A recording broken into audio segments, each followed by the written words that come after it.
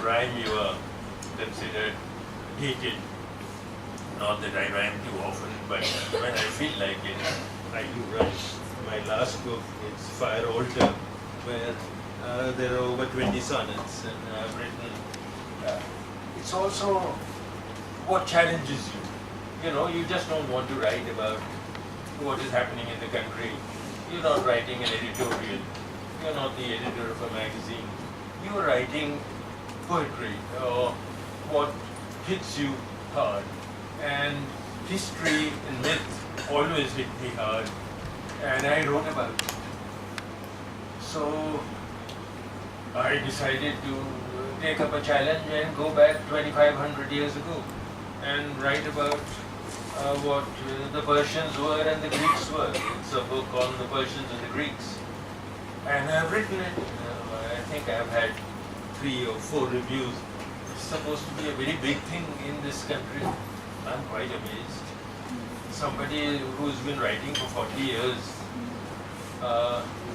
and he should be content. I mean, an editor was speaking to me 2 days back, and she said, "Oh, but you've got 3 reviews. I mean, you should be much more than happy, because even 1 review for a poetry book is a very big thing in this country." Now, how poetry has come to this pass, I really wouldn't know. I used to deal with, when I was with the RNDW, I was an analyst, and I did West Asia and Pakistan a lot.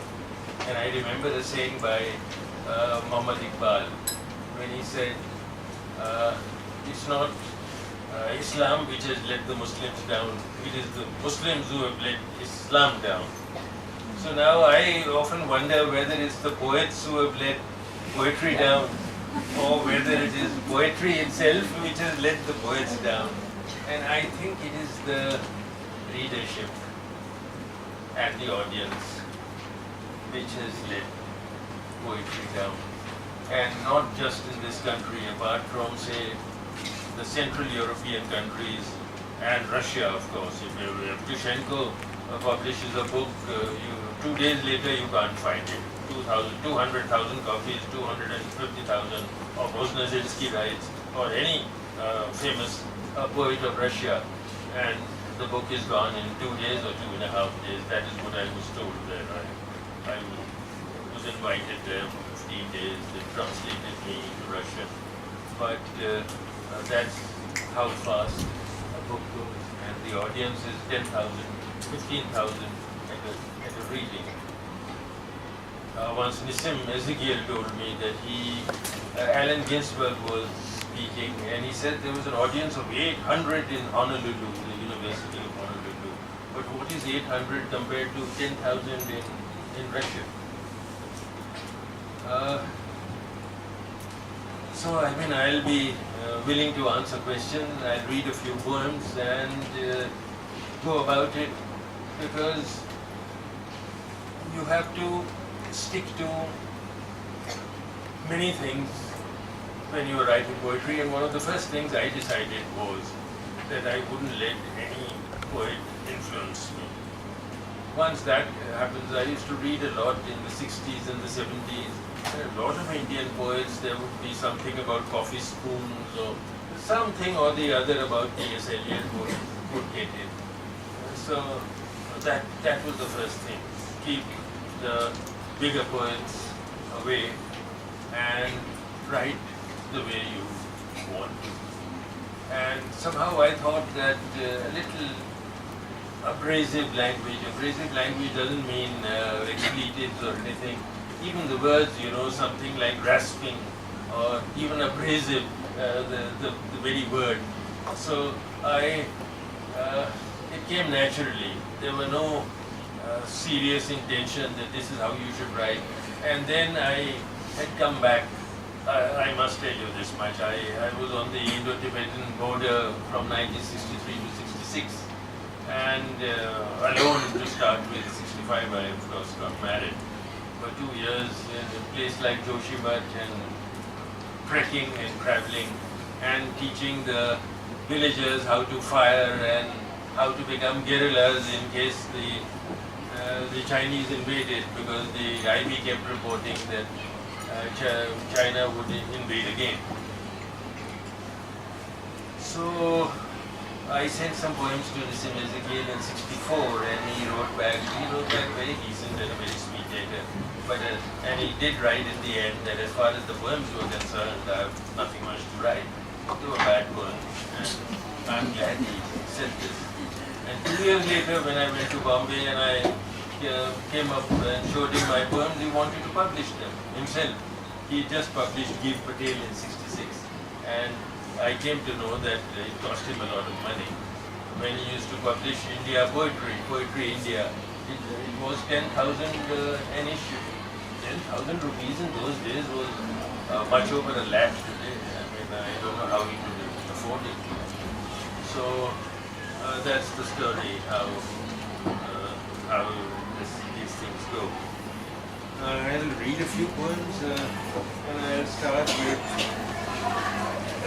with poem on Gandhi, which I wrote on a flight, and the whole poem I finished on a flight. I still have the right okay, shall we? There is also a prayer, 13th January, which I wrote earlier. This came later. I'll read this. Gandhi. You are imprinted on memory like almost nobody else. The line drawing that you are, your round bald head mirrored in a way by the rondules of your spectacles.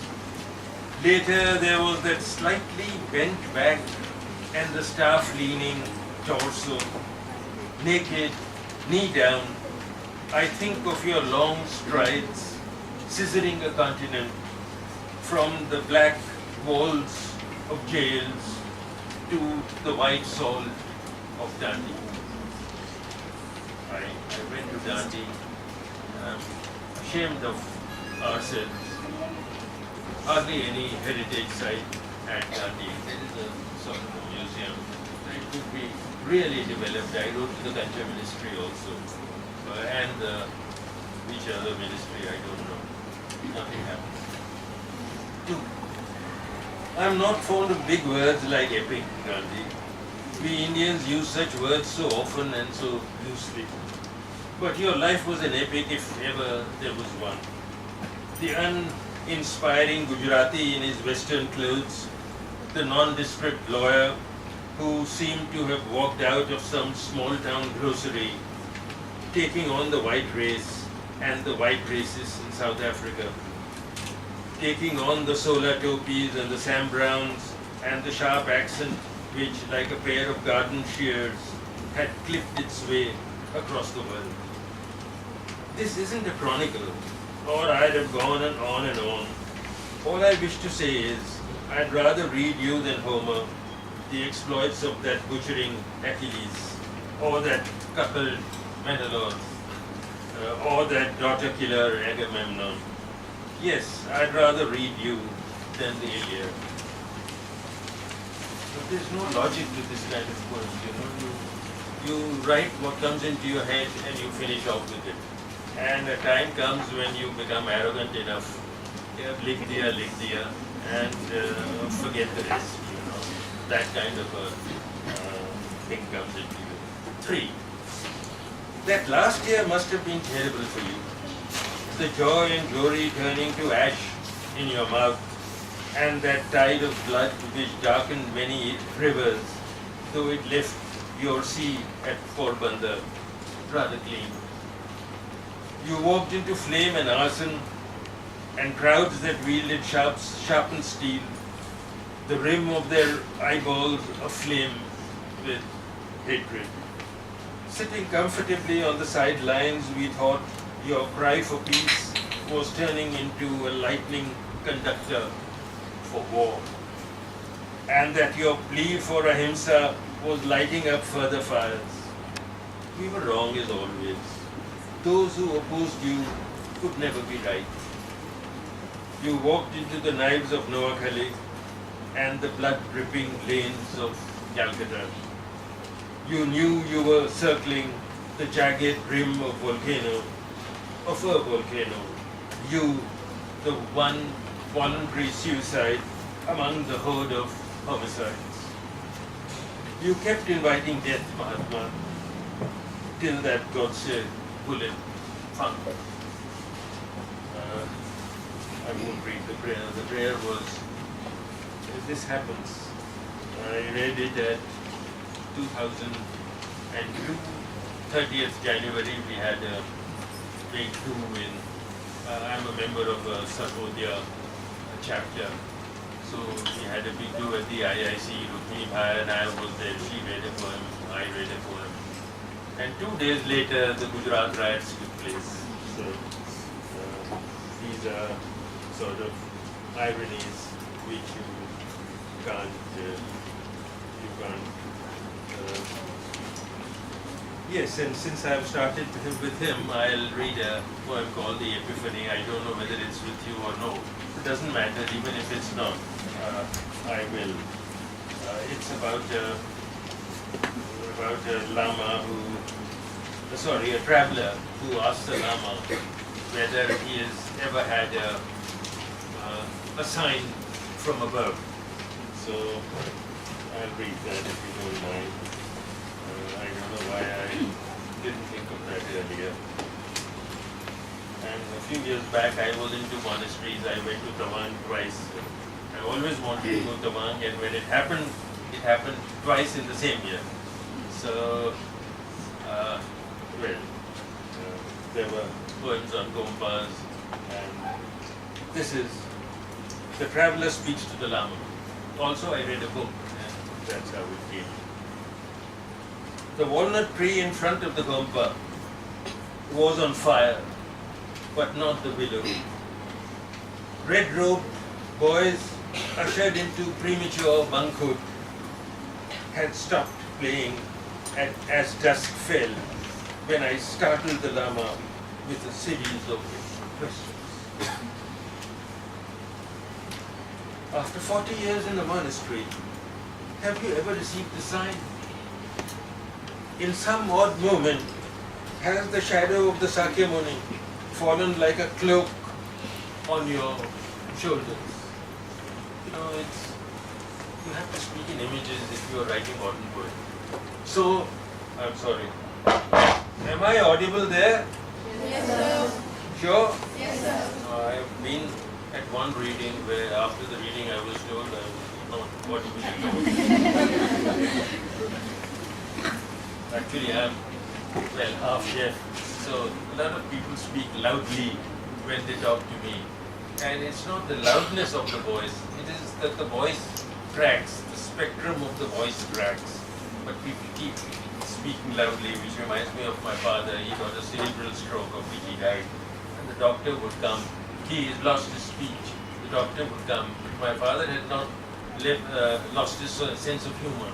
The doctor would say, "How are you, Mr. Dharuwala?" And he would do this, though he was hearing every word very clearly. So, this happens. Sorry. You have ever received. So I wanted to point out to you, and I was pointing it out to the students. And 40 years in the monastery, have you ever received a sign in some odd moment? Has the shadow of the Sakyamuni, Mahatak to theek hai, but fallen like a cloak on your shoulders? That's the image. And I'm sorry to say this again in freaks of arrogance. The images come naturally to me. Though I'm sure at one time I must have looked out for them. He stopped twirling his prayer wheel, the Lama. And now it is he who speaks. You were talking of an instant, aren't you?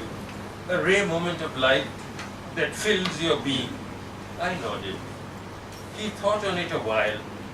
Just once, he said, it was about to snow, and I saw the snow leopard, smoky grey, his spots still distinct in the mug. He looked at me, the solitude of Ladakh, of wilderness and winter was in his eyes.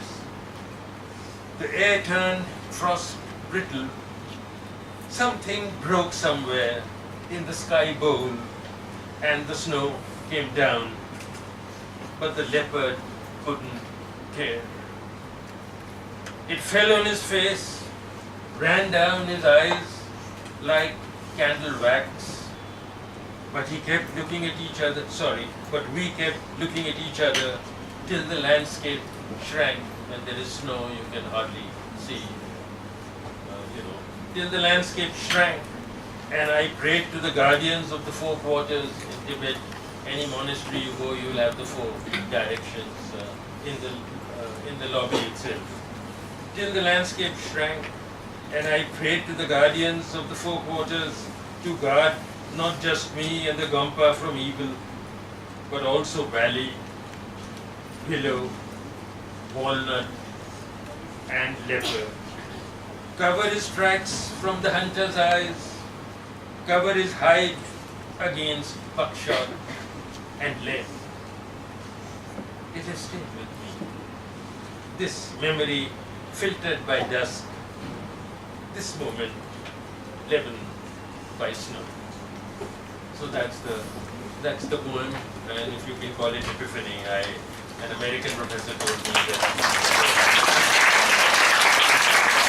Thanks very much. He told me that epiphany for me means always, Jesus Christ, etc., etc. But you can epiphany can mean any revelation. Can I read another poem which is not it's right here, We the Kauravas. I read this very often, and this also shows how you, or at least how I go around writing. I wanted to write a poem about people who get run over. We were run over, me and my family. And then I thought, and the poem came out, this one, on the Kauravas. Earlier in my first book, I wanted to write a poem on drift. Orion drifts, from the whole, it covers the whole sky in one night. There is no constellation which drifts like Orion. And my first book was called Under Orion. And I went into the myths of Orion and this and that, and it became today I feel it became a very odd poem. There are 5 or 6 portions of it. I don't know whether I did the right thing. I don't think I did. But that is how it happens with me. Here also I wanted to just hint at people getting run over and look at the poem which came up. We the Kauravas. We are the Kauravas, though we don't know why. Father was blind and mother willed herself into blindness with a band across her eyes. As metaphors go, you can't beat that, can you? Leaves you free to sink into any old manhole left open by the municipality. The other guys just asked for 5 villages. Some measly thatch huts, a few cows munching away at the stubble, and perhaps a tethered goat or two. And the usual paraphernalia, detritus. You see, I've used 2 words where one would have done bad writing. Tethered goat or two, and the usual paraphernalia, detritus, cattle herds to graze their cows, barbers to shave armpits, faces, and other places, kahars for the palanquins when their girls set out for the marriage bed. That's all they wanted. Though they ended up edging us out of hearth and kingdom and weeping over our bloody corpses. We shall always be the Kauravas. Mind you, nothing will change that.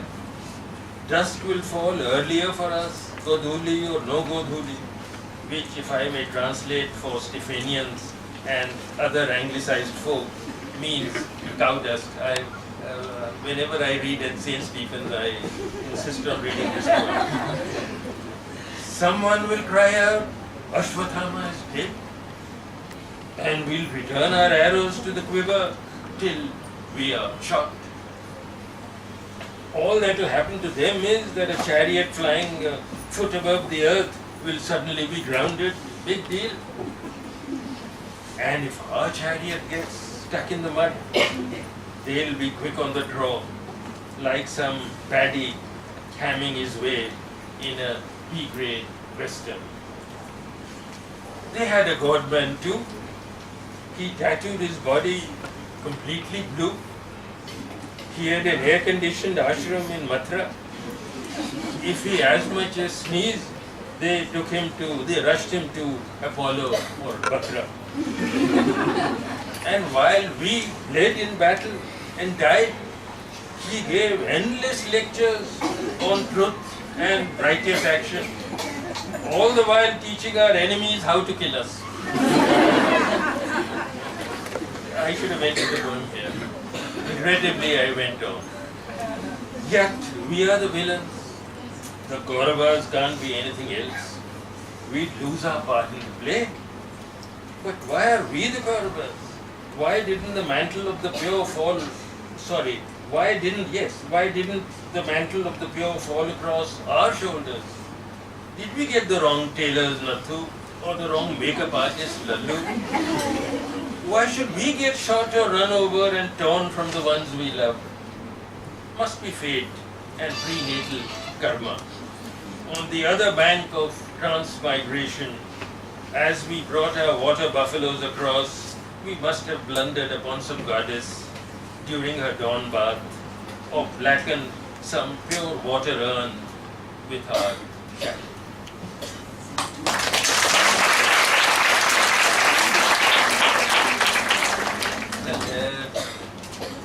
ये शहर उदास. It's not a well-known ghazal. पहली सी मोहब्बत. Everyone translates that. I don't know what is so great about that particular ghazal. Not that I think there is anything very great in the ghazal I have translated either. याद हो गई मुझे somehow, and I don't want to go in the history of how and where I translated it. ये शहर उदास. तो आप लोग जानते हैं ना सब. वो सबको बहम सागर और बाधा तो नहीं था, which means everyone didn't enjoy and drink and other things. वो सबको बहम सागर और बाधा तो नहीं था. ये शहर उदास इतना ज्यादा तो नहीं था. गलियों में फिरा करते थे दो चार दीवाने. हर शख्स का सच्चाक लबादा तो नहीं था. सच्चाक लबादा would mean 100 patches on your garments, patched up. Sorry, I shouldn't break in because then memory fails you. तो सबको गली में फिरा करते थे दो चार दीवाने, पर हर शख्स का सच्चाक लबादा तो नहीं था. मंजिली को ना पहचाने राह इश्क राही, नादाएं सही इतना भी सादा तो नहीं था. एक दिन पल भर के लिए यूं ही आंख लगी थी, पर सोकर ही ना उठे, ये इरादा तो नहीं था. ये शहर उदास इतना ज्यादा तो नहीं था. ठीक है, ऐसी जबरदस्त नज़्म नहीं है. I wouldn't put my name to it if you don't mind my saying so. बेतुकी है. I mean the first two lines are about something else. Then he talks about manzili ko na pehchane, rahi ishq rahi, and then he talks about somebody dying. Unless he had something else in his mind, that the city is dying. But if that was his intention, it doesn't come out super good. The sad city. Though each one didn't own a bar or plenty's horn, this city was never so sad and woebegone. 2 or 3 loonies roamed the bylanes lost, but their garments were not 100 patched or torn. The lover unable to spot the beloved, simpleton though he was never that lovelorn. One day the fatigued eyelid momentarily closed, but to sleep and not wake up, that was never on. This city was never so sad and woebegone.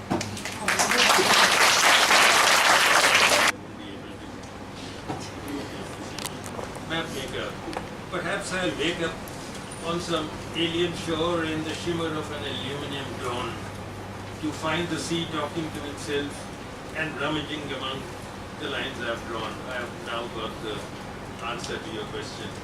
I was writing my book, my novel, for paper and price, and this was a side stream में आएगा ना. I mean, you are the same man. Your subconscious, and this is the novel.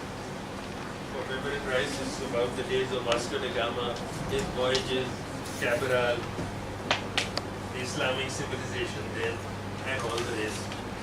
That's how the map maker and all the poems in the map maker came out. They were, one was dealing with the similar subject.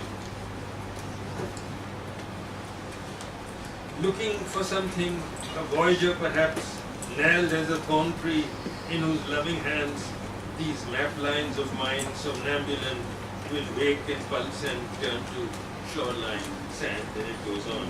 I'll read the second. Does the world need maps, where sign and symbol, standing as proxies, get worked into scrolls? You see them, mountain chains, with rain gods in their armpits. You see, I won't say when it's raining a lot, but with rain gods in their armpits. The image has to come through, and now it comes naturally. You see, and glaciers locked like glass slivers in their folds. Desert scrub pasture. Do they need shading? Those days when we were in college in geography, we used to shade our maps. They are all there for the eye to apprehend. A family of cactus and camel thorn tells you where one begins and the other ends. So I'll read the last two foot sonnets. So far I've read just a few lines. Forget markings, forget landfall and sea. Go easy, man, I tell myself. Breathe. Gulls will mark the estuary for you. Bubbles will indicate where the swamp seeds. Map the wrinkles on the aging skin of love. Forget eastings, northings. They stand for order. Cry if you must over that locust line, flayed open into a barbarized border. I was thinking of the Indo-Pak borderline. Make a poem that hasn't broken forth. Mark a poem that hasn't broken forth. Map the undefined, the swamp within, the hedge between love and hate. Forget the coastal Casuarina line. Reefs one can handle. It's lust that seeks out its quarry that one cannot map, nor that heaving salt of desire that floods the creeks. And the last, I wrote this when that huge cyclone came to Orissa, the earlier one where I don't know how many thousands died. This time they did a very good job. I think not one man died in that terrific cyclone in Orissa. How people learn. If you map the future, while a millennium moves on its hinges, all these poems were written during the millennium, or a year ahead or a year behind. If you map the future while a millennium moves on its hinges, you may find the present turned into an anachronism. This too is important, what is yours and mine, the silk of these shared moments. But having stuck to love and poetry, heeding the voice of reason and experiencing the different textures of a season of love and love's eternal season, I put a clamp on yearning, shun latitude, renounce form, and turn my eye to the far kingdom of bloodless Kalinga battling with a storm. Dampen your fire, turn from lighthouse, spire, steeple, forget maps and voyaging, study instead the parched earth horoscope of a brown people. Thank all for being such an amazing audience. And his greatness, I think, does not end here. He's even gifting our library some books. So thank you once again. And for the rest of the books which he's not gifting us, I think we'll gift ourselves. So thank you so much. Thank you all.